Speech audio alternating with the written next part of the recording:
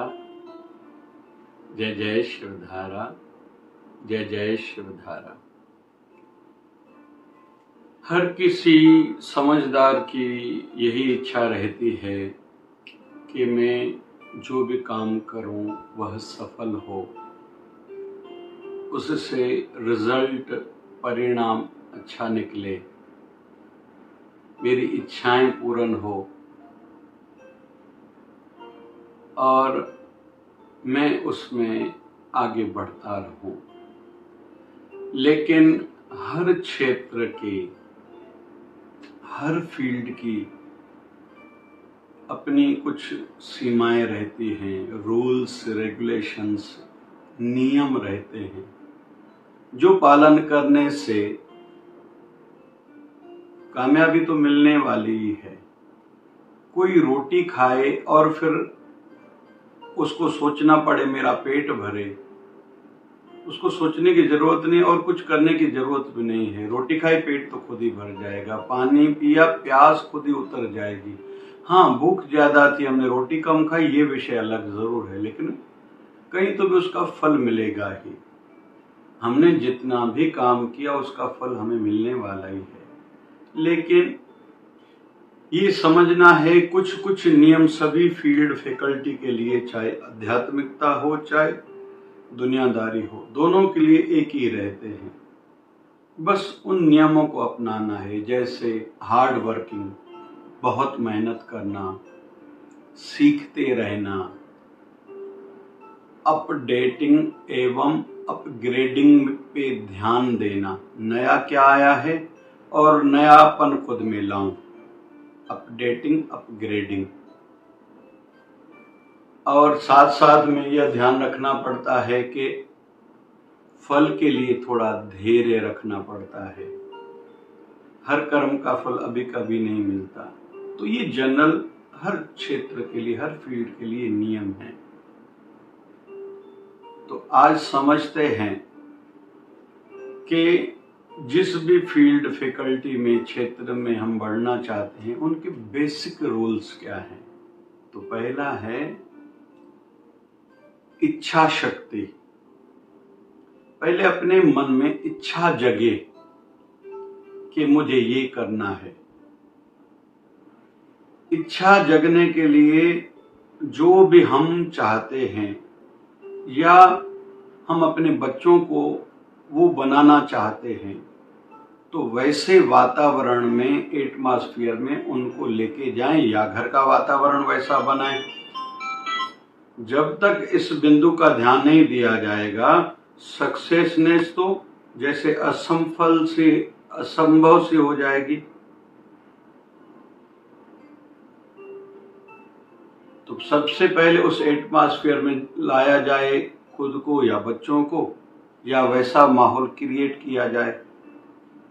ये बहुत आवश्यक है। मतलब हम जो सुनते हैं, देखते हैं, पढ़ते हैं या जिन स्थानों पे जाते हैं, जिन जगहों पर जाते हैं, वहाँ का कहीं तो भी हमारे मन पर प्रभाव पड़ता ही है, अट्रैक्शन मन में जगती ही है। फिर वो पॉजिटिव हो सकती है, नेगेटिव हो सकती है। जैसे अमुक में पिक्चर में गया, वो अच्छी नहीं थी, खुद नहीं जाएंगे, दूसरों को बताएंगे, दूसरों के मन में भी उसके लिए नेगेटिविटी आ गई। हम लोग अमुक होटल में गए, उसका रोटी अच्छी नहीं थी, वहाँ का मैनेजमेंट अच्छा नहीं था, हम तो नहीं गए, नेगेटिविटी आ गई। दूसरे के मन में भी वहाँ के लिए नेगेटिविटी हमने जगा दी, बना दी। इससे फर्क पड़ता है। इसलिए कभी भी किसी अच्छी फील्ड फैकल्टी में जाना है तो नेगेटिव लोगों से कुछ नहीं सुनना चाहिए, क्योंकि वो खुद फेल हैं, हमें भी फेलियर की ओर ही धकेलेंगे। उनके जीवन में कुछ न कुछ कमियां होंगी। इसलिए सक्सेस लोगों को अपना आइडल बनाना चाहिए, आदर्श बनाना चाहिए, जो खुद सफल हैं, पॉजिटिव लोग हैं, सकारात्मक सोचते हैं, हार्ड वर्कर हैं, आलसी नहीं हैं, हद से ज्यादा फल में, रिजल्ट में उनकी आशाएं अपेक्षाएं नहीं हैं। उन लोगों से दूर रहना चाहिए जो हद से ज्यादा एक ही दिन में मैं प्रधानमंत्री बन जाऊं, मैं सेठ बन जाऊं, मैं बड़ा बॉस बन जाऊं, बड़ी नौकरी मिल जाए एक ही दिन में। नहीं होता। धीरे भाई धीरे, ये संसार का नियम है और ये अच्छा भी है। तो इच्छा शक्ति, हम जो चाहते हैं, हमारा मन में बालक की भांति है, थोड़ा सुनने पे खुश हो जाता है, थोड़ा नेगेटिव सुनता है दुखी हो जाता है। मैच्योरिटी कम है, शरीर की आयु बढ़ी है, आजकल पढ़ाई बढ़ी है, पैसा भले बढ़ा है, प्रतिष्ठा बढ़ी है, लेकिन हर कोई अंदर से कमजोर है, इमेच्योर है। आज का युग वैसा है। क्या जरूरत है देशों को आपस में लड़ने की, केवल थोड़ी थोड़ी बातों को लेके, और कितना नहीं विश्व का नुकसान हो रहा है। जो भी दो लोग झगड़ते हैं तो दो लोगों की छोटी किसी बिंदु को लेके वो झगड़ते हैं, नुकसान के कईयों को झेलना पड़ता है। यहाँ तक कि दो भाई भी लड़ते हैं, आपस में बात करना बंद, उनके बच्चों का भी रिश्ता जैसे टूट सा जाता है।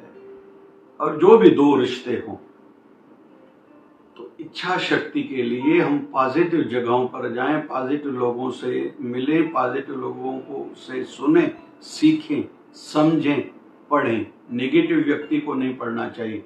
जैसे मैंने एक बार, मैं खुद की बात बता रहा हूँ, एक बार ट्रेन में जा रहा था, शायद दिल्ली, इटारसी में से मैंने रेलवे स्टेशन से एक बुक लिया था। एक व्यक्ति किसी एक समुदाय के लिए थोड़ा विशेष तौर पर प्रभावित था, उसके लिए अच्छा लिखा और टाइटल था भारत के संत, लेकिन दूसरे संप्रदाय के संतों के लिए उन्होंने वीक लिखा, अच्छा नहीं लिखा। मेरे मन में आ गया कि उसका झुकाव उस संप्रदाय की ओर है, उस संप्रदाय की ओर नहीं है, तो आप लिखते ही क्यों हो भाई? शायद यही भावना से कि दूसरों के मन में उस संप्रदाय के लिए विशेष भावना या विश्वास या आस्था, श्रद्धा न जगे, शायद उनकी ऐसा इंटेंशन होगा। तो इच्छा शक्ति जगेगी हम जब पॉजिटिव लोगों से, जिस भी फील्ड फैकल्टी में जाना चाहते हैं। आजकल के बच्चे डॉक्टर नहीं बनना चाहते, क्यों? क्योंकि उनको कहीं से भी नेगेटिव बताया गया है, या सीए नहीं करना चाहते, या एमबीए। बहुत पढ़ाई करनी पड़ेगी और मेहनत तो करनी पड़ेगी ना भाई, आप समर्पित हो ना एक फील्ड में, तो पढ़ाई थोड़े सालों की करोगे, जीवन भर खाओगे। ये कोई उनको बच्चों को सिखा नहीं रहा है। बहुत से लोगों को आध्यात्मिकता के लिए नेगेटिविटी है, हम साधु बन जाएंगे। और कितने लोग भाई साधु बने हैं? साधु आपके चाहने से होगा क्या? जन्मों जन्मों की साधना के बाद कोई साधु बनता है। हम कहीं वृत्त ना हो जाएं। अरे कौन वृत्त हुआ है आज तक भाई? बहुत लोगों को आध्यात्मिकता के लिए नेगेटिविटी है, और आध्यात्मिकता की पॉजिटिविटी के लिए भैया ध्यान करोगे, कंसंट्रेशन पावर बढ़ेगा, आपकी डिसीजन पावर, निर्णय शक्ति मजबूत हो जाएगी, आप बड़े में बड़े फैसले लेने में देरी नहीं करोगे। नेगेटिव रिजल्ट आने पर आप नेगेटिव नहीं बनोगे जब आध्यात्मिकता का कथा या सत्संग प्रवचन सुनते रहोगे। तो जो तेरे धर्म कर्म हैं या फर्ज हैं, दायित्व हैं, तुम भूला बैठे हो, वो फिर से तुम्हें याद दिलाए जाएंगे। ये आध्यात्मिकता का लाभ है। अभी तो मैं ऐसे लगता है कि मैंने सब कर लिया है। नहीं भैया, तुमने कहाँ करा है, अभी करना तो बाकी है। और अपने फर्जों पर नजर रखो, अपने दायित्वों पर नजर नहीं रखो। अक्सर सब जगह सिखाया जाता है हमारा राइट इतना बनता है, अधिकार बनता है, और धर्म में फर्ज भी तो बनता है, वो भी तो करो ना, अपने देश के लिए, समाज के लिए, मानवता के लिए। या बस लोगे ही? तो सत्संग प्रवचन कथा से ये सीख मिलती है, बैलेंस बनाना सीखो। सेवा करोगे, मन शांत रहेगा, झुका रहेगा, निर्मल रहेगा, किसी के काम आओगे, भगवान आपके बिगड़े हुए काम बनाएंगे। तो अध्यात्मता में ये सीख मिलती है। नहीं तो पढ़े लिखे लोग तो किसी से ऑफिस में अंदर में बैठे हैं, बाहर लोग इंतजार कर रहे होते, मिलते तक नहीं हैं। तो इच्छा शक्ति के लिए पॉजिटिव लोगों से मिलें। हम जैसा बनना चाहते हैं, जो करना चाहते हैं, वैसे एटमॉस्फेयर में जाएं, वैसा एटमॉस्फेयर खुद का घर का बनाएं। जैसे जिसको जिम के माध्यम से बॉडी बनानी है, तो घर में बहुत लोग एक कमरा बना लेते हैं, कांच लगा लेते हैं, कुछ एक्सरसाइज मशीन रख लेते हैं, वैसा म्यूजिक चलाते हैं, तभी जाके मन का मूड बनता है मैं एक्सरसाइज करूं। और फिर भी योग हो या एक्सरसाइज हो, जितना सेंटर्स में या सामूहिक रूप में किया जाता है, ग्रुप रूप में माहौल में बनाया जाता है, मूड बनता है, वैसा घर में नहीं बनता। स्टडी भी ऐसे ही है, सेल्फ स्टडी ठीक है। बहुत लोग रात को अकेले में घर में या लाइब्रेरी में, जहाँ भी एकांत किसी जगह पर पढ़ते हैं, लेकिन दिन में कहीं तो भी उनको लाइब्रेरी में जाना पड़ेगा। ऐसे ही ध्यान साधना के लिए, सेवा के लिए आपको गुरु शरण में, गुरु दरबार में जाना पड़ेगा जहाँ वैसा वातावरण हो। तो पहला बिंदु है इच्छा शक्ति, फिर ज्ञान शक्ति। आप जिस भी फील्ड फैकल्टी में जाना चाहते हो उसके संदर्भ में जानकारी रखो।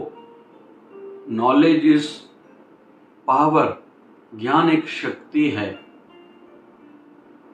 किसी को मुंबई जाना है, दिल्ली जाना है, तो कौन सी ट्रेनें जाती, कितने बजे जाती, बाकी आप खुद ही निकाल लोगे। लेकिन आपको जाना है, नॉलेज कर ली, फिर आपके मन में धक धक नहीं होगी मैं सक्सेस होऊंगा या नहीं होऊंगा। लेकिन जिनको नॉलेज नहीं उनको घबराहट होती है, उलझे हुए रहते हैं, तरसते रहते हैं, ठहरे रहते हैं, रुक ही जाते हैं, जीवन में कुछ कर ही नहीं पाते। जो लोग नॉलेज के बगैर आगे बढ़ना चाहते हैं। तो ज्ञान शक्ति, जैसे बहुत लोग आध्यात्मिकता से क्यों नहीं जुड़ रहे हैं, उनको आध्यात्मिकता का ज्ञान नहीं है। अरे आजकल आईपीएस ऑफिसर्स को भी मेडिटेशन सिखाई जाती है कि आप अंदर से बैलेंस्ड रहोगे तो बड़े बड़े निर्णय जो आपको डिस्ट्रिक्ट के लिए या अपने क्षेत्र के लिए आगे चल के आप ऑफिसर बनोगे तो ठीक ले पाओगे। तो ज्ञान शक्ति, ज्ञान को बढ़ाएं। जिस फील्ड फैकल्टी में जाना चाहते हैं उसकी तो हर बिंदु पर हमें नॉलेज होनी चाहिए, लेकिन पॉजिटिव। नेगेटिव भी थोड़ी हो कि कहीं हम कहीं गिर न जाएं, भटक न जाएं, कहीं लटक न जाएं, अटक न जाएं। लेकिन हरदम नेगेटिव लोगों से भी नहीं मिलना चाहिए। इसलिए सूर्य उगते को जल चढ़ाना और प्रणाम करने का नियम है हमारे सनातन में। एनर्जी मिलेगी, नयापन आपको लगेगा केवल सूर्य नारायण का दर्शन करने से, प्रणाम करने से आपके शरीर के रोग दूर होंगे, जल चढ़ाने से आपका प्रभाव बढ़ेगा। इसलिए सनातन में व्यवस्था है तो बहुत बेसफुल व्यवस्था है। तीसरी है क्रिया शक्ति। किसी के मन में इच्छा जगी मैं कुछ करूं, ज्ञान भी हासिल कर लिया, बहुत लोग वहीं रुके रहते, कुछ करते नहीं हैं। आवश्यक है वो करना। और कोई भी काम पहली बार तो कभी नहीं कभी किसी ने किया है ना, हमें भी कोई करना है तो ठहरें क्यों, घबराएं क्यों, हद से ज्यादा सोचें क्यों। और ठोकरें खाते ही हर कोई सीखता है। बच्चा ठोकरें नहीं खाएगा तो चलना कैसे सीखेगा। तोतला नहीं बोलेगा तो आगे चल के बोलना कैसे सीखेगा। थोड़ा तो इस पथ से भी, स्टेप्स से भी हर किसी को खुद ही गुजरना है। तो ज्यादा रुके नहीं, क्रिया शक्ति शुरू कर दे। असफलता आएगी, थोड़ी तकलीफें आएंगी, लेकिन आगे बढ़ना ही है। हम भगवानों के जीवन को देखते हैं। भगवान श्री राम के लिए एक दिन घोषणा होती है कल राजा बनेंगे, और फिर निर्णय लिया जाता है या उनके कान तक बात पहुंचती कि आपको वनवास जाना है। वो कृष्ण कान्हा हमारे भगवान जो बंसरी बजाते हैं वृंदावन में, मथुरा में आए तो कंस से लड़ना पड़ा। फिर पिता वसुदेव ने कहा कि आप सांदीपनि ऋषि के आश्रम में गुरुकुल में जाओ विद्या सीखने के लिए। वहां से 1 साल में लौटे। फिर 17 बार पहले ही जरासंध ने अटैक किया है, आक्रमण किया। 18वीं बार तो वहां से ठाकुर जी को भी भागना पड़ा और रण छोड़ना पड़ा है। ये तो ठाकुर जी के साथ भी हुआ था। फिर वृंदावन द्वारका आए थे, वहां के राजा बने थे। 16,108 विवाह करे, एक भी अपनी इच्छा से नहीं करा। तो सब किसी के जीवन में, हमारे आदि भगवानों के जीवन में भी ऐसा कुछ है। हमारे जीवन में थोड़ा हो गया तो हम क्यों जल्दी घबरा जाते हैं। स्टार्ट करना पड़ेगा और हर प्रकार के रिजल्ट के लिए खुद को तैयार रखें। फिर नेगेटिविटी, निराशा, नास्तिकता मन में नहीं आएगी। हद से ज़्यादा फल की आशा रखेंगे, अपेक्षा रखेंगे तो निराशा जगेगी ही, नास्तिकता मन में आएगी। कौन भगवान को नहीं जानता, मैं सरकार को, रिश्तों को, अपनों को नहीं मानता, कोई है ही नहीं मेरे लिए, सब मर गए। ऐसी भावनाएं किसके मन में जगती हैं? जिन्होंने ज़्यादा आशाएं रखी थी, उम्मीदें रखी थी और वो वैसा उनके साथ नहीं हुआ था, और जल्दबाजी में बड़ी बड़ी आशाएं रखी थी। उनकी भी, सामने वाले की भी कोई परिस्थितियां होती हैं भैया। केवल आप अपनी परिस्थितियों पर नजर न रखो।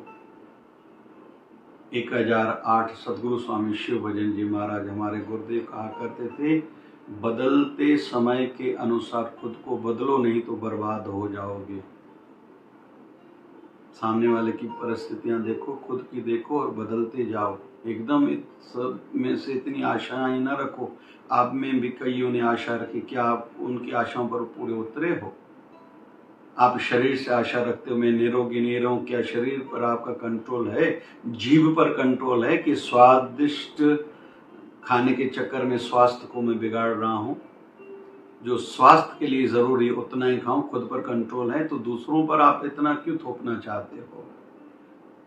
इसलिए अपनी जिस दिशा में बढ़ना है, इच्छा शक्ति, आध्यात्मिक स्थानों पर जाओ, वैसे लोगों से मिलोगे तो धैर्य भरा जीवन होगा, शांतिमय जीवन होगा, प्रेम वाला, सदाचार वाला। सब में मेरा गोविंद है, मेरा गुरुवर है, यह भाव जगेगा। यह मन में नहीं आएगा मैंने ठेका लेके रखा है सबका, मैं ही काम क्यों करूं। मन में आएगा नहीं, मुझे ही करना है, भगवान ने, गुरुवर ने मुझे ही चुना है। इच्छा शक्ति, फिर ज्ञान शक्ति। वैसे लोगों से मिलोगे, वैसे स्थानों पर जाओगे। और आज तो मोबाइल भी अच्छा माध्यम है, सोशल मीडिया के या गूगल आदि की, उस वैसे ही देखते रहो ना जिस फील्ड में आपको बढ़ना है। फजूल का क्यों देखते हो, टाइम बर्बाद क्यों करते हो? चर्चाएं, डिस्कशंस भी करो, उसी बिंदु पर करो। कोई भी आपसे मिले, भले आधी रात में आपसे कोई मिले, आधी रात को नींद से जगाए, आपका विषय वही, टॉपिक वही होना चाहिए। इच्छा शक्ति, ज्ञान शक्ति, क्रिया शक्ति, लग जाओ, एक दिन सफल होगे आप। और असफलता के बाद ही सफलता मिलती है, और ऐसा ही होना चाहिए। डायरेक्ट सफल जो होगा उनको कदर नहीं होती। इसलिए धनवानों के बेटे विशेष तौर पर कुछ बन नहीं पाते, संतों की संतान, यहाँ तक कि संत शायद नहीं बन पाते।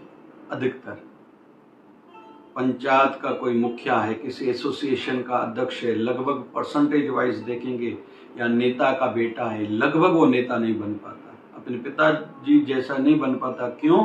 क्योंकि उनको मिल गई है, उनको मेहनत नहीं करी, असफलता नहीं देखी, इसलिए कदर नहीं है।